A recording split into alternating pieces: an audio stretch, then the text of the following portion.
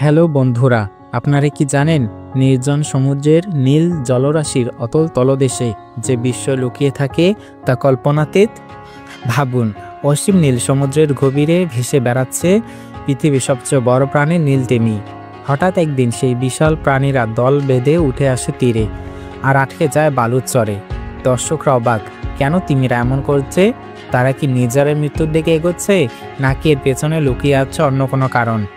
আজকের ভিডিওতে আমরা খুঁজে বের করব নীল তিমির রহস্যময় আত্মহত্যার আসল কারণ। তো বন্ধুরা, চলুন শুরু করা যাক।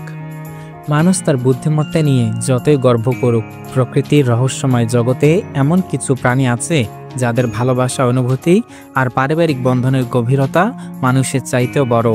এমনই এক মায়াময় প্রাণী হলো অর্কা তিমি। তারা কেবল তাদের অসাধারণ বুদ্ধিমত্তার জন্য পরিচিত না, বরং একে অপরের প্রতি যে মমতা এবং শোকের যে বহিঃপ্রকাশ দেখায় তা হৃদয় ছুঁয়ে যায়। অংশ 1, তিমি আত্মহত্যা করছে নাকি আমরা ভুল বুঝছি? বছরের পর বছর আমরা সংবাদে শুনে আসছি তিমিরা আত্মহত্যা করছে, ম্যাস স্ট্যান্ডিং ইত্যাদি। বিশ্বজুড়ে অনেক উপকূলে দেখা গেছে ডজন ডজন তিমি একসাথে আটকে গেছে বালুর চরে। দেখতে যেন মনে হয় তারা একসাথে মৃত্যুকে বেছে নিয়েছে, কিন্তু বিজ্ঞানীরা বলেন এটা সরাসরি আত্মহত্যা নয়।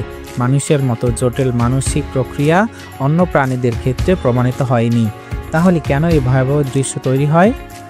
অংশ 2, রহস্যের ভেতর লুকানো বৈজ্ঞানিক ব্যাখ্যা। নেভিগেশন বিভ্রান্তি। তিমিরা সমুদ্রের গভীরে সোনার বা প্রতিধ্বনি ব্যবহার করে চলাফেরা করে। উপকূলের কাছে অগভীর পানি ও বালুর চরে কারণে তারা পথ হারিয়ে ফেলে, ফলে বালুর চর আটকে পড়ে। সমুদ্রের নিচে সামরিক সোনার ভূমিকম্প মাপার ড্রিলিং বা জাহাজের তীব্র শব্দ তিমির কানে বিশাল চাপ ফেলে। এতে তাদের কানে ও শরীরে ক্ষতি হয়। তারা আতঙ্কিত হয়ে হঠাৎ দিক পরিবর্তন করে তীরে চলে আসে। অসংখ্য তিমি রোগ, ভাইরাস বা প্যারাসাইটের কারণে দুর্বল হয়ে পড়ে। তখন তারা তীরের কাছাকাছি চলে আসে, যেখানে ঢেউ ও বালুচর তাদের আটকে দেয়।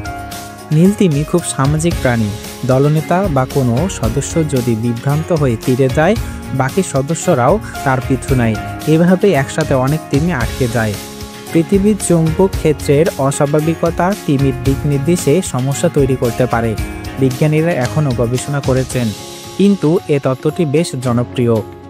দূষণ, মাছ ধরার জাল, জাহাজের ধাক্কা, তেল ছড়ানো, এসবের কারণে তিমি জীবন হুমকির মুখে। এগুলো তাদের আচরণে প্রভাব ফেলে। অংশ 3, আমরা কি করতে পারি তাহলে? বিশ্বের বিভিন্ন জায়গায় এখন ওয়াইল্ড রেস্কিউ টিম তৈরি হয়েছে। ড্রোন, সোনার মডেলিং ইত্যাদির মাধ্যমে বিজ্ঞানীরা তিমি বাঁচানোর চেষ্টা করেছেন। উপকূলে সঠিক সময়ে উদ্ধার পেলে অনেক তিমি বেঁচে যায়। অংশ 4, আসল শিক্ষা। তিমির এই আচরণ হয়তো আমাদের জন্য সতর্কবার্তা। সমুদ্রে শব্দ দূষণ কমানো, পরিবেশ রক্ষা করা আর তাদের জীবনযাত্রা বুঝতে শেখা, এইসব করলে হয়তো এই রহস্যময় মৃত্যু আমরা থামাতে পারবো। তাহলে তিমিরা আত্মহত্যা করছে না, বরং তারা বিপর্যস্ত হয়ে যাচ্ছে তাদের কার্যকলাপ আর পরিবেশগত কারণে। এই রহস্যময় প্রাণীগুলোকে রক্ষা করা আমাদের দায়িত্ব। আপনি যদি মনে করেন পৃথিবীর সবচেয়ে বড় প্রাণীর এই দুর্দশা থামানো উচিত, তাহলে ভিডিওটি শেয়ার করুন এবং সচেতনতা বাড়ান। বন্ধুরা, এই ছিল আজকের ভিডিওটি ভালো লেগে থাকলে লাইক, শেয়ার এবং সাবস্ক্রাইব করবেন এবং পরবর্তী ভিডিও পাওয়ার জন্য অপেক্ষা করবেন।